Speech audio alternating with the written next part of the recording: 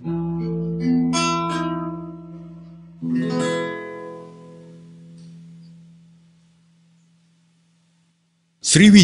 berdiri dan menjadi pusat kebudayaan serta pusat ilmu Buddha terutama yang beraliran Hinayana dan Mahayana.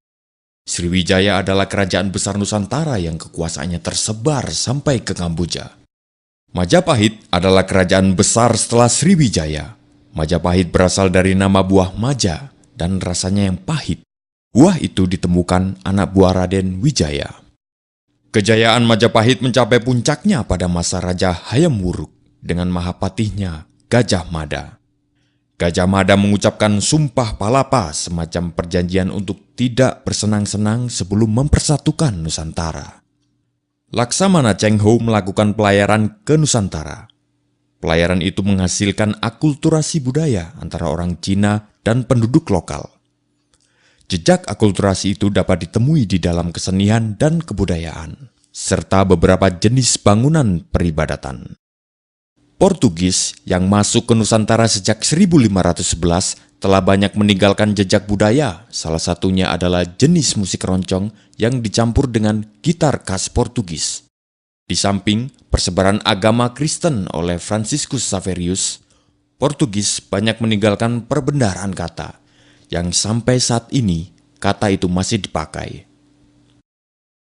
Pada tahun 1595, Belanda pertama kali melakukan pelayaran ke Hindia Timur dengan 4 kapal dan 249 awak kapal, di bawah pimpinan Cornelius de Houtman.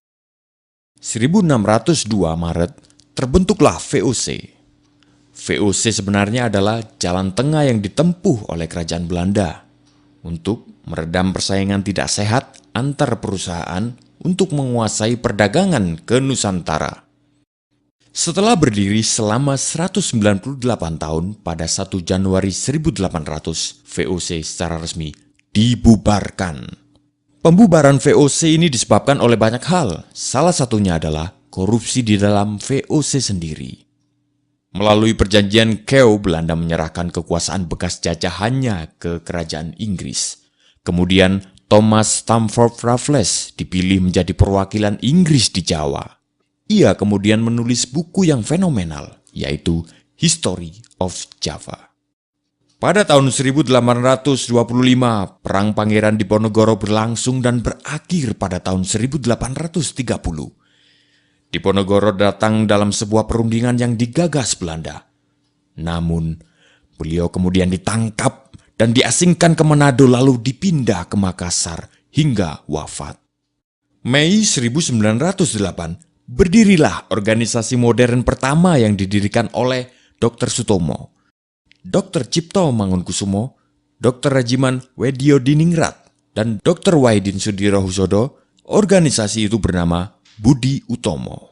Sarekat Dagang Islam didirikan pada tahun 1910 oleh Tirto Di Suryo. Sebelumnya, pada tahun 1903, ia berhasil mendirikan surat kabar pertama dengan nama Sunda Berita, yang didanai dan dijalankan oleh orang pribumi. Tahun 1911, Haji Samanhudi, seorang pedagang batik dari Surakarta, mendirikan Sarekat Dagang Islam di Surakarta. Di Surabaya, HOS Cokroaminoto mendirikan cabang dan segera menjadi besar dan meluas di bawah pimpinan Cokroaminoto. SDI kemudian berubah nama menjadi Sarekat Islam. Pada tahun 1911, EFE Dowisdekker atau Setiabudi, Cipto Mangunkusumo, Suwardi Suryadiningrat atau Ki Hajar Dewantoro mendirikan Indisci Party.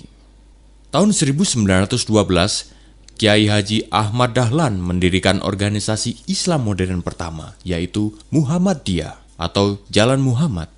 Organisasi ini memberikan pengaruh besar hingga saat ini. Pada tahun 1927, tanggal 4 Juli, Soekarno dan Al-Gemini Study Club mendirikan Partai Nasional Indonesia.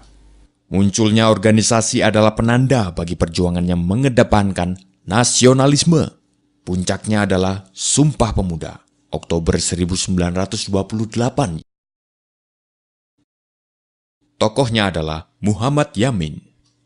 Pada bulan Maret 1942, Jepang menangkap Gubernur Jenderal Belanda. Saat itu pula, runtuhlah kekuasaan Belanda.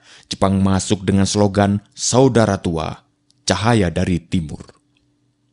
Bulan Maret 1945, Jepang membentuk Badan Penyelidik Usaha Persiapan Kemerdekaan Indonesia sebagai upaya pemberian kemerdekaan. 1 Juni, Soekarno mengemukakan dasar negara Pancasila, 5 dasar yang akan menjadi falsafah resmi Indonesia merdeka. 15 Agustus, Jepang menyerah tanpa syarat setelah sekutu membom Hiroshima pada 6 Agustus 1945. Pada saat itu terjadi kekosongan kekuasaan karena sekutu yang mengalahkan Jepang tidak melakukan penaklukan terhadap Indonesia. Sementara itu Jepang masih berkuasa, namun telah menyerah. 16 Agustus, Soekarno-Hatta diculik para pemuda dan dibawa ke Rengas Dengklok. Para pemuda mendesak Soekarno-Hatta untuk segera menyatakan kemerdekaan. Tanggal 17 Agustus, dibacakanlah proklamasi yang dirancang Soekarno dan beberapa tokoh di rumah Soekarno. Dikibarkanlah bendera merah putih yang dijahit oleh Ibu Fatmawati, istri Soekarno. Hal-hal yang mengenai pemindahan kekuasaan dan lain-lain diselenggarakan dengan cara saksama dan dalam tempo yang sesingkat-singkatnya.